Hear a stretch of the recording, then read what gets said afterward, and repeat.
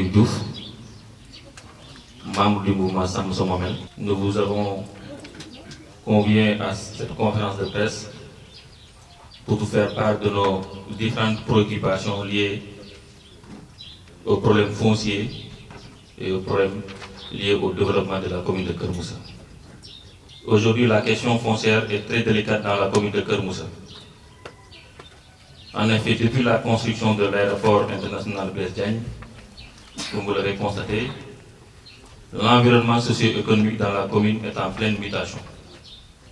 Et nous avons noté une extraordinaire montée de la spéculation foncière dans notre commune.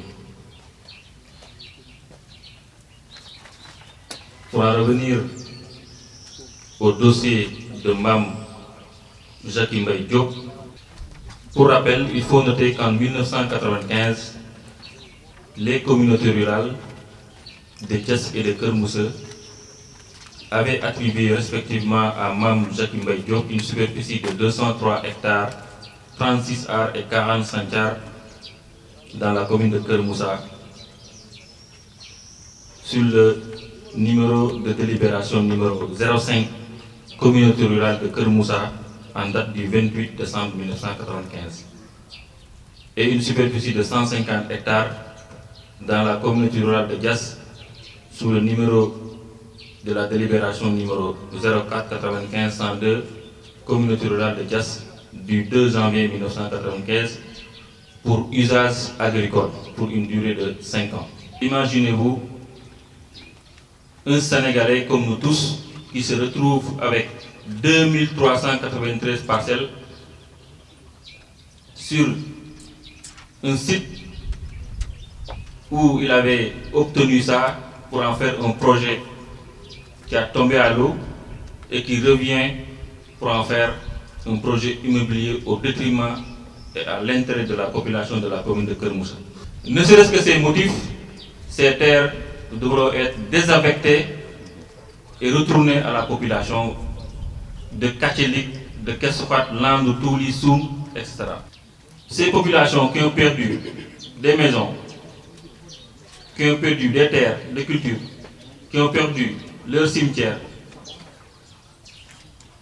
dans les 4500 hectares qui servent d'emprise d'AIBD, malgré les actes administratifs dont ils disposent, ont effectué plusieurs démarches administratives auprès de la mairie et auprès des services techniques pour l'obtention d'un bail afin de sécuriser leurs terres d'une superficie de 100 hectares, mais jusque-là, le dossier n'a pas été exécuté ni traité. Également, il faut noter que le 23 janvier 2017, par lettre numéro 0195 du ministre du Renouveau urbain, de l'Habitat et du cadre de vie, qui a saisi officiellement le maire de la commune de Keur Moussa pour l'élaboration du schéma directeur de l'environnement immédiat de l'AIBD, tous ces actes sont restés sans effet. Sur ce, nous demandons que justice soit rendue au nom de la population. Nous tendons la main à son Excellence, Monsieur le Président de la République, Bassirou Diomaye Diakhar Faye, et à son Premier ministre de régler cette question le plus rapidement possible et de manière définitive pour casser la délibération octroyée à ce fameux ministre. ay parcelles yoo xam ni muy 481 parcelles ci plan boobu mu def ci 22 hectares yooyu. Ndiogou Ly nag jéem na façon bu ne ñëw ci terrain bi jaay na force yóbbu nañu descos ñu yendu ba ñu yendu ñu intimidé waaye ma ne leen di gànn te Ndiogou moomu sax gisal nañu ko ñetti délibération benn bi numéro 005 30 décembre 2013 boobu 7 hectares la gisal nañu ko délibération déglul de yépp benn numéro 005 30 décembre 2013 boobu 20 hectares la numéro 00 30 décembre 2013 22 hectares yëpp ci benn numéro ci ñetti délibération yoo xam ne seen numéro benn la te hectares yi bokkul. C'est Mohamedou Mansour Ciss, membre du CVD de Sagnafil, membre du mouvement Sam Sa Mohamed. Un conflit opposant les populations de Sagnafil à M. Mamadou Yoro Diallo, et la deuxième partie concerne l'implantation d'une usine de recyclage de batteries à plomb installée à Ndiakhat, plus précisément dans la commune de Keur Moussa.